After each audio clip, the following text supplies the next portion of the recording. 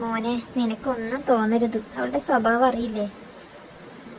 പിന്നെ എനിക്ക് ഹോട്ടലിൽ പോകുന്നത് ഇഷ്ടമല്ലടാ. ഇതാകുമ്പോൾ കുറച്ച് പൈസ മതിയാലോ.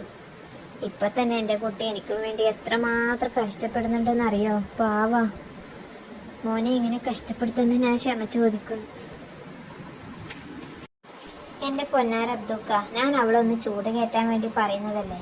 അവൾ എനിക്കൊരു കുഞ്ഞി പെങ്ങളെ പോലെയാ.